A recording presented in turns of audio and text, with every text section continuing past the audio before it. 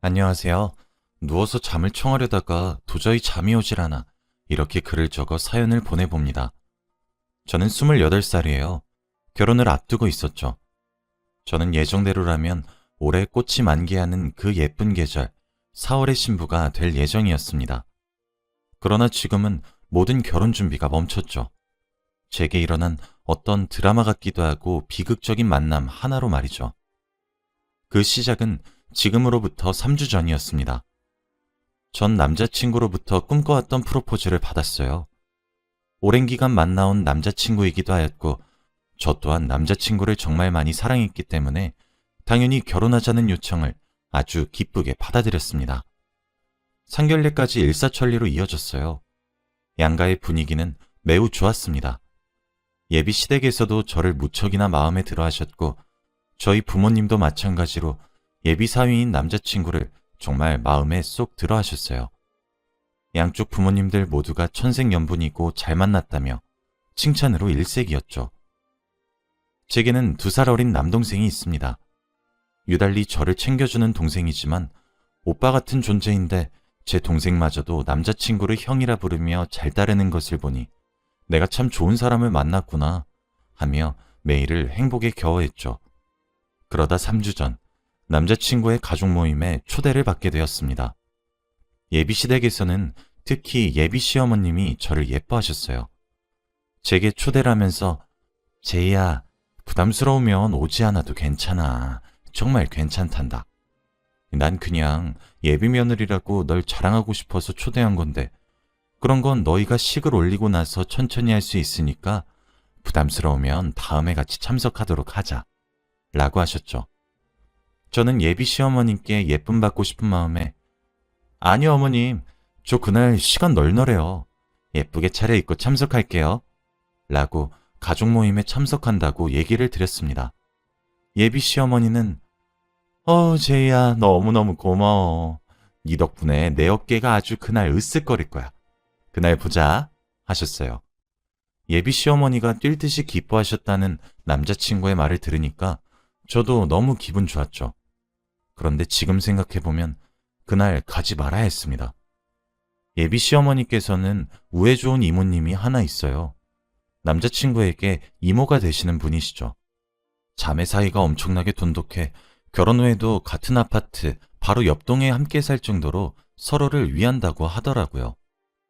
그래서 예비 시어머님과 그 이모님은 거의 매일같이 서로의 집에 놀러도 가고 함께 차를 마시러 가기도 한다고 들었습니다. 한 달에 한 번씩 각자 가족끼리도 함께 모여서 술도 한잔하며 가족 간의 모임을 한다고 하더라고요. 저는 그 모임에 초대를 받은 것이었죠.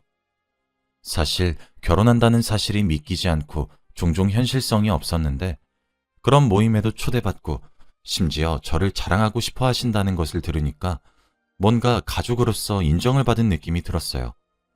저는 당연히 예비 시어머니의 길을 살려주기 위해 저녁 모임을 위해서 그날 아침부터 때 빼고 광을 냈습니다. 며칠 전에 미리 백화점에서 쇼핑해놓은 바나하고 단정한 하늘색 원피스를 입었고 예비 시어머니와 이모님께 드릴 작은 선물도 하나 준비했죠. 미용실에 들러서 머리도 세팅했습니다. 남자친구는 차를 타고 데리러 왔고 저와 남자친구는 늦지 않게 모임 장소에 도착을 했어요. 준비했던 선물을 예비 시어머님께 건네며 어머님, 며칠 전 백화점에 갔는데 이거 자매끼리 하면 너무 예쁠 것 같고 어머니께 특히나 스카프가 너무 잘 어울리시는 것 같아서 어머니 생각나서 하나 샀어요. 작지만 받아주세요. 라고 말하며 건넸습니다. 예비 시어머니는 기분이 무척 좋아 보이셨고 우리 예비 며느리는 정말 센스가 좋네. 어쩜 누굴 닮아서 이렇게 보는 눈이 탁월하고 좋을까? 라고 하시며 이모님께 자랑했죠. 그때였습니다. 그 자리에 있어선 안 될 사람이 보였어요. 저희 예비 시어머니께 어머 언니, 예비 며느리가 그리도 좋소? 아이고 부러워라. 어쩜 색깔이 이렇게 곱대. 내 것까지 준비한 것 봐. 아주 센스가 흘러넘치는구만. 우리 언니는 좋겠수다. 라며 다가오고 계신 남자친구의 이모님 옆자리에는 바로 저를 온갖 방법으로 학창시절에 미친 듯이 괴롭혔던 사람이 앉아 있었어요. 사실 저는 고등학교를 자퇴했습니다. 검정고시를 쳤고 대학에 입학했죠. 제가 어린 나이에 고등학교를 때려치고 검정고시를 준비했던 이유는 학창시절이 너무나도 괴로웠기 때문입니다. 여러분들은 누군가가 본인을 미치도록 싫어하거나 증오하는 것을 겪어본 적이 있으신가요? 그거 정말 사람이 피가 바짝바짝 마릅니다. 저는 왕따를 심하게 당했어요. 제가 왕따 당한 이유조차 지금 가만 생각해보면 참 어이가 없죠. 저는 남녀공학에 다니고 있었는데 주동자인 친구가 짝사랑하는 선배가 제게 관심이 있다고 표현한 뒤부터 제 고등학교 학창시절은 곤두박질 치기 시작했습니다. 심지어 주동자와 저는 같은 반이었어요. 정말 이건 신의 장난인가 라는 생각이 절로 들었죠. 돈을 빼앗기는 일은 일상이었습니다. 행동이 조금이라도 느리거나 저로부터 뺏어가는 돈의 양이 성에 차지 않으면 심심치 않게 손이 제 얼굴로 올라왔죠. 생일에 엄마와 아빠가 저 입으라고 정말 비싼 패딩을 사주면 뭐하나요? 학교에 입고 가면 빼앗길 것이 뻔한데요. 저는 고등학교를 다니며 교복을 정말 자주 샀습니다. 갑작스런 성장기가 찾아와서가 아니라 교복이 너무 빨리 해졌기 때문이죠. 맨날 첫날 맞고 다니고 땅에 끌리니 빨리 해질 수밖에 없었습니다. 선생님께 왜 말하지 않았냐 하시는 분 계시겠죠? 처음엔 저도 선생님께 울면서 너무 힘들다 도와달라고 도움을 요청했었습니다. 근데 선생님은 그 다음날 아침 조회 시간에 저와 주동자인 친구를 교실 앞에 불러내시고는 이제 화해하고 친구끼리 사이좋게 지내라고 말씀하셨어요. 그러고 화해 약속을 시키셨습니다. 그날을 기점으로 더 나빠질 것도 없다고 생각했던 제 학창시절은 더더욱 나빠졌어요. 놀랍게도 말이죠. 주동자인 친구를 필두로 저를 향한 괴롭힘은 점차 노골적이고 수위가 점점 높아졌습니다. 같은 반 남자인 친구들이 그 괴롭힘을 말려준 적이 있었어요. 제이에게 너무 심한 것 같은데 적당히 좀 하라고 말이죠. 근데 그렇게 남자인 친구들이 말려주면 저는 온갖 조롱을 당했고 더 심하게 괴롭힘을 당했습니다. 어느새 쟤를 꼬셨냐면서 얻어맞았죠. 막상 저는 아무것도 하지 않았는데 말이에요. 그 당시엔 지금처럼 스마트폰이 많았을 시기가 아니라 문자가 보편화되어 있었어요. 제 번호는 불특정 다수에게 공개되었고 미친 듯이 문자가 왔었죠. 그중 아직도 선명하고 토시 하나 틀리지 않게 기억하는 문자가 하나 있었어요. 주동자인 친구가 보낸 거였죠. 점점 그 아이가 무서웠고 두려웠어요. 아무 말도 하지 않고 그저 잘 지낸다고 부모님과 동생에게 말해왔지만 저도 사실 제가 말을 해줄 때까지 가족들이 기다려준 사실도 알고 있었습니다. 그래서 더욱 아무런 말도 할 수 없었죠. 의지를 잃었던 저는 결국 정말 그랬으면 안 되었지만 그렇게 가족의 가슴에 큰 대목을 쾅쾅 받게 되었죠. 다행스럽게도 그날 일찍 집으로 귀가한 남동생이 저를 발견하자마자 119에 신고를 했고 빠른 응급처치로 저는 정신을 차릴 수 있게 되었습니다. 제가 병원에 있는 동안 미리 써놓았던 유서가 발견되었고 하마터면 딸을 잃을 뻔하셨던 저희 부모님은 거세게 항의를 했고 주동자였던 아이는 강제 전학을 가게 되었죠. 그리고 괴롭힘에 가담한 아이들 모두 처벌을 피하지 못했습니다. 그러나 이미 극단적인 선택을 각오했을 만큼 벼랑 끝에 몰려 있었던 저는 학교에 적응을 하지 못했고 자퇴를 했어요. 정신적인 트라우마가 너무 심하게 남아서 매일 악몽을 꾸기 일쑤였습니다.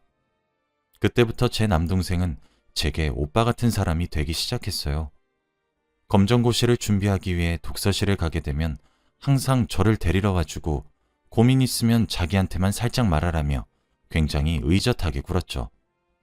저는 가족들에게 깨지기 쉬운 유리구슬 같은 존재가 되었고 그런 따뜻한 관심과 사랑 그리고 보살핌 덕에 이제는 많이 극복했습니다.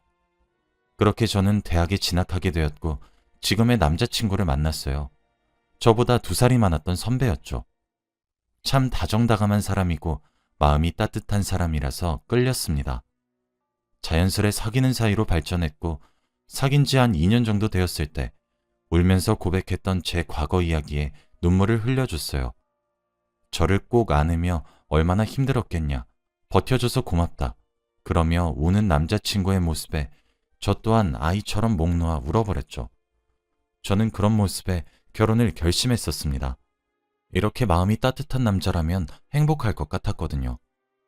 종종 악몽을 꿔서 울면서 일어나면 남자친구는 어느 시간이든 저를 꼭 껴안고 등을 토닥거려 주었습니다.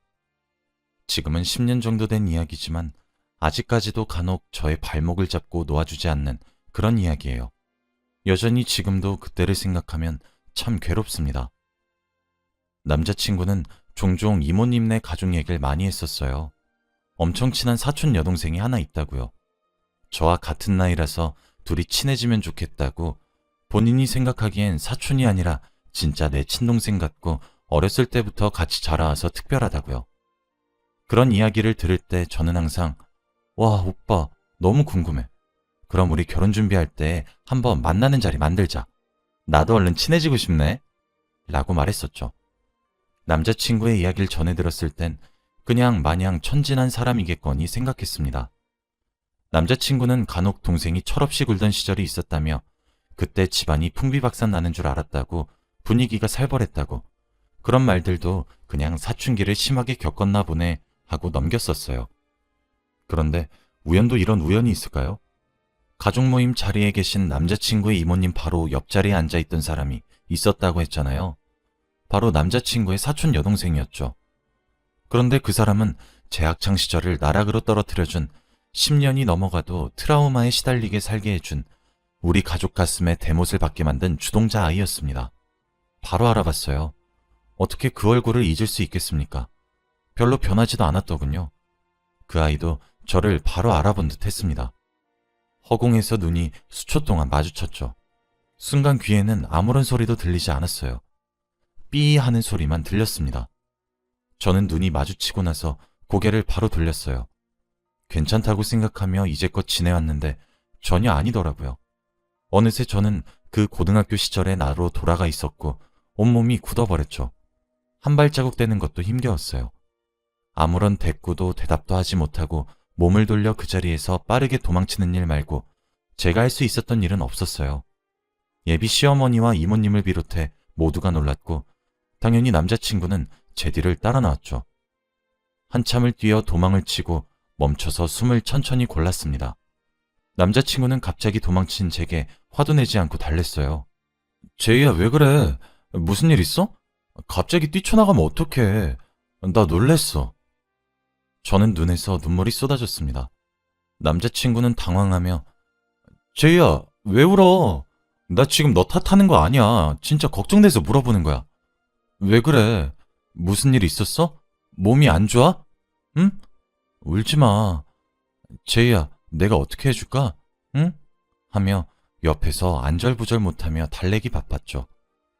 저는 한참을 소리 없이 눈물만 뚝뚝 흘리고 있었습니다. 저는 차마 떨어지지 않는 입으로 겨우겨우 말했어요. 오빠, 저번에 내가 해준 이야기 기억나? 나 검정고시 친 이유. 나 고등학교 시절에 너무 힘들었다고 해준 이야기 있잖아. 그거 기억나? 남자친구는 응. 근데 갑자기 그 이야기가 왜? 저는 그때 내가 주동자였던 애 오빠한테 말 안 해줬지?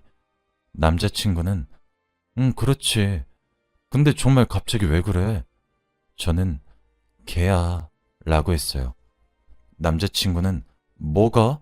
라고 되물었고 저는 눈을 질끈 감고 소리쳤죠. 걔라고. 오늘 가족 모임 오빠 이모님 옆자리에 앉아있던 걔. 오빠가 아끼는 친동생 같다던 사촌 여동생. 걔가 그 주동자라고. 남자친구의 눈은 경악으로 물들었고 저희 둘은 한동안 아무런 말도 하지 않았습니다. 침묵의 시간이 찾아왔고 저는 오빠 미안해. 나 먼저 갈게. 그리고 우리 결혼은 없던 일로 하자. 앞으로 오빠 얼굴 보기도 힘들 것 같아. 정말 미안. 나 먼저 가볼게. 하고 저는 택시를 잡아 집으로 향했습니다. 저는 오늘 남자친구 가족 모임에 가겠다고 아침부터 한껏 꾸미고 나왔는데 울어서 눈이 퉁퉁 부은 채로 집으로 차마 못 들어가겠더라고요. 그러다 동생에게 전화를 걸었어요. 집 앞으로 나오라고 말이죠. 동생 얼굴을 보자마자 뭔가 긴장이 풀렸습니다. 안심이 되더라고요. 듬직한 모습을 보니까요. 다리에 힘이 풀려서 휘청거리자 동생은 화들짝 놀라서 제게 뛰어와서 저를 부축했어요. 저는 동생에게 술을 먹자고 했습니다. 하고 싶은 말이 있는데 가족들한테 말하기 전에 너한테 먼저 말하는 것이라며 용기가 안 나니 술 한 잔만 먹으며 얘기를 하자고 했죠.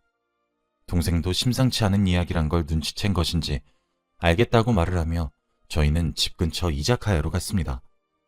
저는 그날 제게 일어났었던 일련의 이야기들을 버벅거리며 하나씩 천천히 얘기해 나갔고 이야기가 진행되면 될수록 동생의 표정은 점차 어두워져만 갔어요. 저는 어떻게 해결해야 할지 모르겠다고 두 손에 얼굴을 묻은 채로 엉엉 울었고 동생은 그저 제 옆에 앉아서 아무런 말 없이 제 어깨를 토닥여 주었죠. 동생은 누나, 이거 진짜 숨겨서 될 문제 아닌 건 알고 있지?